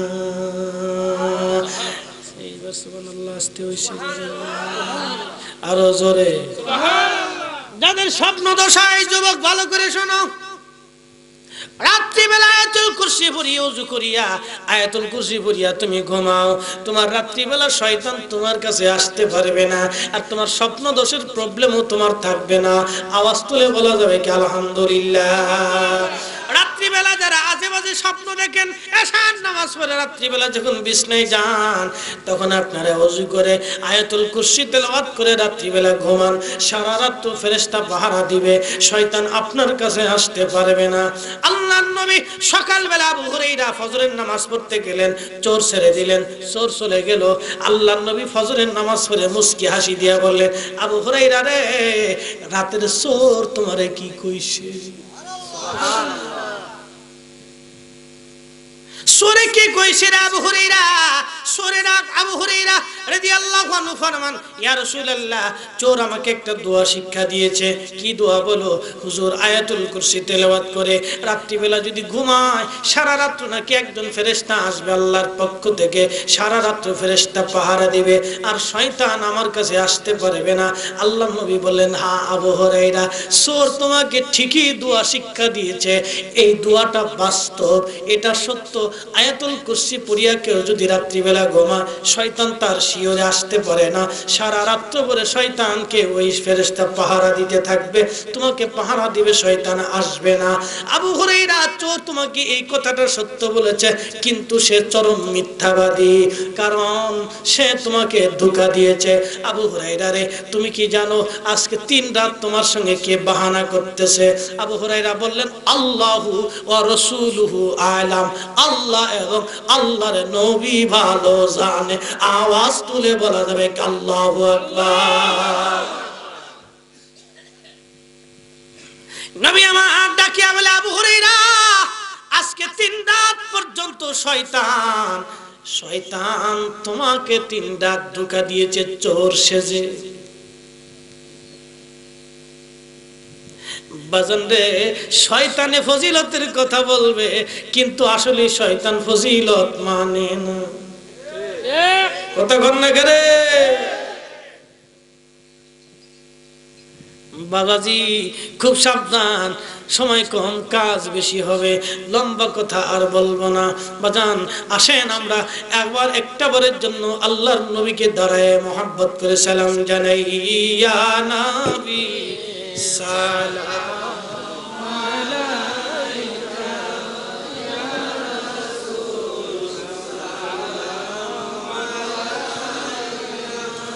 يا حبيب سلام عليك سلام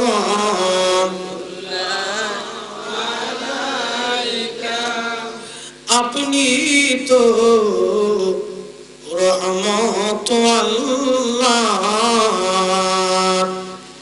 ओगो किया से अपना के दीवार দেখা দেন নবী স্বপনে, এই আরজ আপনার চরণে। ইয়া নবী সালাম আলাইকা, ইয়া রাসূল সালাম আলাইকা, ইয়া হাবিব সালাম আলাইকা সালাম আলাইকা, ইয়া রাসূলুল্লাহ,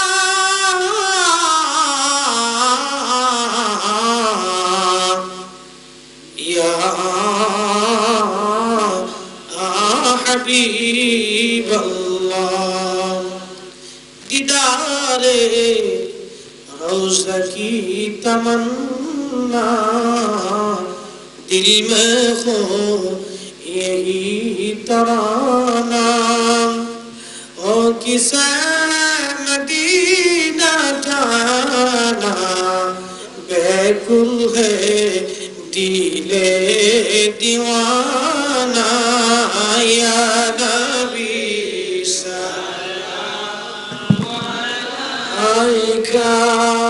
या रसूल सलाम अलैका, या हबीब सलाम अलैका सलावतुल्लाह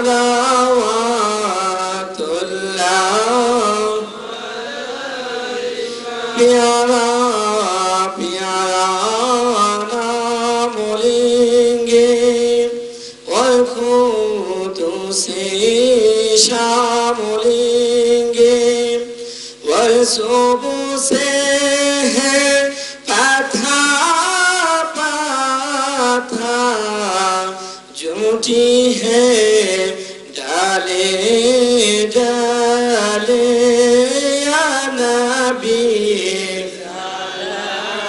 मौला रसूल सलाम या हबीब सलाम अलैका सलाम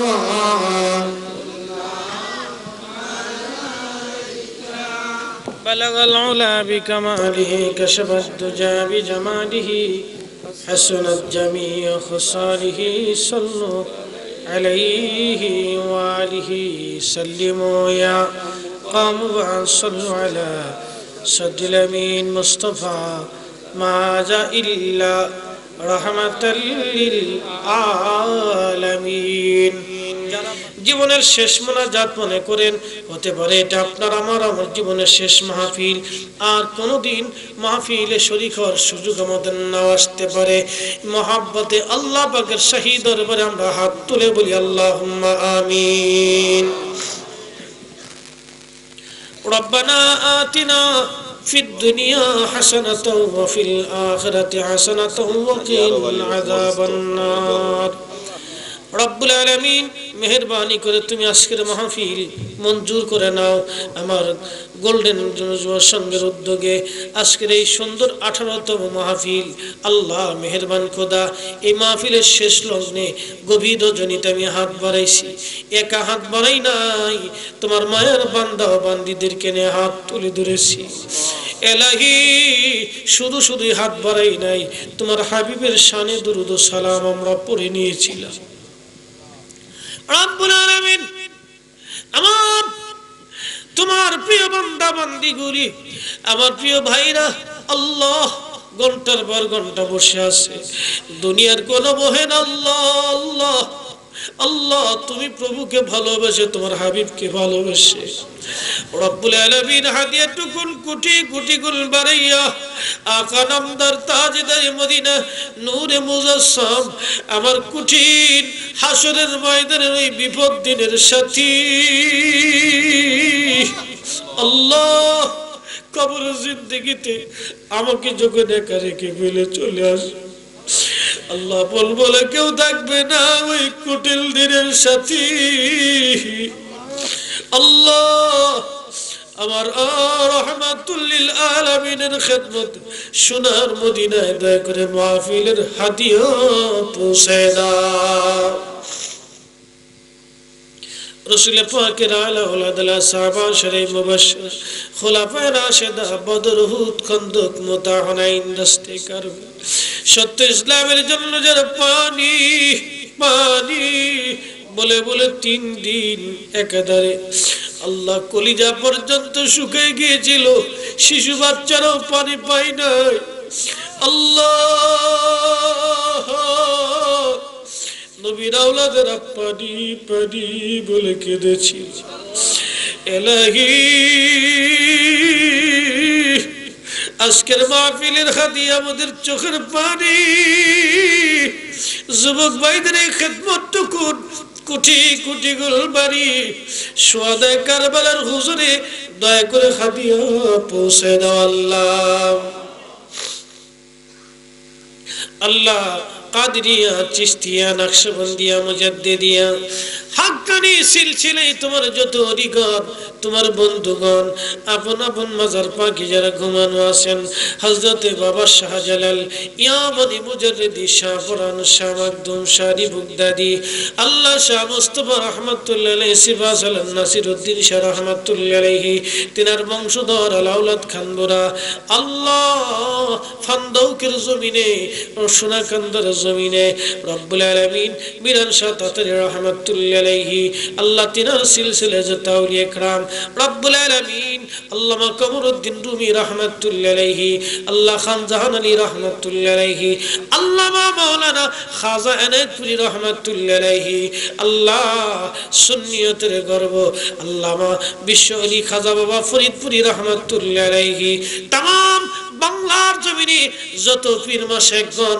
যে যেখানে সুন্নিয়তের খেদমত করে করে আপন আপন মাজার পাক দিয়ে যারা ঘুমানো আছেন, রব্বুল আলামিন এই বাংলার যেখানে যে যত উলামা ইকরাম ঘুমানো আছেন, আল্লাহ বিশেষ করে আল্লামা নুরুল ইসলাম ফারুকী ভাই সহ যারা কবর দেশে চলে গিয়েছেন, বাতিলের কাছে মাথা নত করেন নাই, সবার খেদমতে মাহফিলের হাদিয়া পৌঁছে দাও আল্লাহ।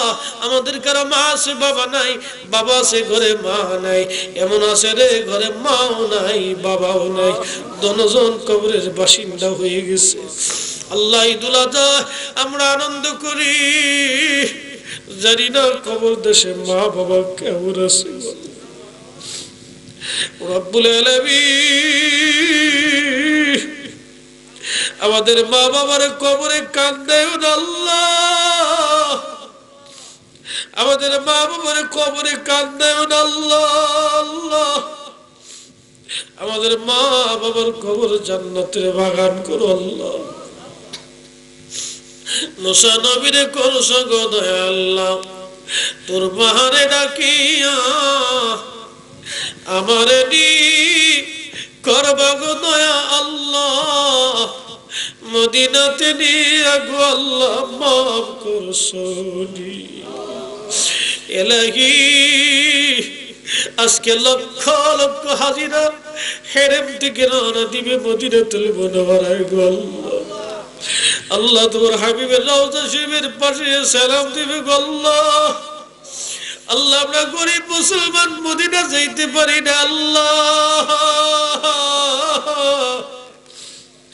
মদিনার নবীজির না দেখে আমাদের কাউকে কবরে ডাক দিও না আল্লাহ, মদিনার নবীজির না দেখে কবরে ডাক দিও না গো আল্লাহ।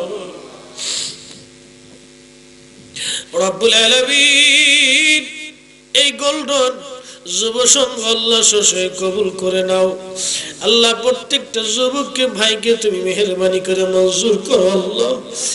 আল্লাহ আমার বাইরে যারা হাজার হাজার টাকা দিয়ে আজকের মাহফিল আগামী বছরের জন্য নিয়ত করে রাখছে, আল্লাহ জানে বলে সুস্থতার সঙ্গে আল্লাহ এই দিন সুন্নিয়তের খেদমত করার তৌফিক আমার প্রত্যেকটা ভাইকে তুমি মঞ্জুর করে নাও আল্লাহ। আল্লাহ এলাকার গড়ে গড়ে তুমি রহমতে কামিলা দাও, নামাজি বানাও, জিকির করনেওয়ালা বান্দা বান্দি বানাও, মা বোনদেরকে পর্দা করার তৌফিক দাও আল্লাহ। দ্বীনের বুঝ তাদের অন্তরে দিয়ে দাও, সুন্নিয়তের বুঝ অন্তরে দাও আল্লাহ। তোমার নবীর প্রেম দিয়ে আমাদের দিল জিন্দা বানায় দাও আল্লাহ, তোমার হাবিবের ভালোবাসা দিয়ে দিল ভরিয়া দাও আল্লাহ। সুন্নিয়তকে জমিনে কিয়ামত পর্যন্ত দায়ম কায়েম রাখো আল্লাহ। আল্লাহ সুন্নি উলামায়ে کرام ও সুন্নি পীর মাশায়েখ সবাইকে মঞ্জুর করে নাও আল্লাহ। আলহামদুলিল্লাহি রাব্বিল আলামিন, আসসালাতু ওয়াসসালামু আলা রাসূলিহিল কারীম ওয়া আলা আলিহি ওয়া আসহাবিহি আজমাইন। অবশ্যই মৃত্যুর পরওয়ানা আসবে আল্লাহ। আমার ভাই দোয়া চেয়েছেন, এক মুরব্বী তিনি অসুস্থ, আর বাড়ি সাহেব অসুস্থ আছেন, এমন করে যারা অসুস্থ বেমারি আল্লাহ সবাইকে বেমার শাফায়ে কুল্লি আজলা কামিলা দিয়া মুরব্বীদের কি আমার এই যুবক ভাইদের মধ্যে হায়াত বাড়ায় দাও। যার ঘরে মা দুঃখিনী আছে, বাবা দুঃখী আছে, আল্লাহ মেহেরবানি করে মা বাবা নামক দুই জান্নাতের খেদমত করার তৌফিক দিয়ে দাও রব্বুল আলামিন। হাত পড়েছি আল্লাহ, আল্লাহ তুমি যদি খালি ফেরত দাও আমরা কার কাছে যাব গো আল্লাহ, কোথায় যাব গো আল্লাহ। মেহেরবানি করে রব্বুল আলামিন আল্লাহ আমাদের হাত তোমার শাহী দরবারে মঞ্জুর করিয়া নাও আল্লাহ। এই সংগঠনের দুইজন যুবক ভাই তাদের বাবা মারা গেছে আল্লাহ, ইদানিং যারা কবরে চলে গেছে তাদের কবরগুলি তুমি জান্নাতের টুকরা করে দাও। আর আমার প্রত্যেকটা ভাই সবাইকে তুমি কবুল করো, এইখানে প্রত্যেক বছরে মাহফিলকে মঞ্জুর করে নাও আল্লাহ। বিদায় যখন দিবা তোমার হাবিবের নূরানি চেহারা মোবারক আমাদের চোখের আয়না বানায় দিও, আর এই কঠিন সময়ে আমাদের জবানে জারি করে দিও মধুর কালেমা লা ইলাহা ইল্লাল্লাহু মুহাম্মাদুর রাসূলুল্লাহ। আসসালামু আলাইকুম ওয়া রাহমাতুল্লাহি ওয়া বারাকাতুহু।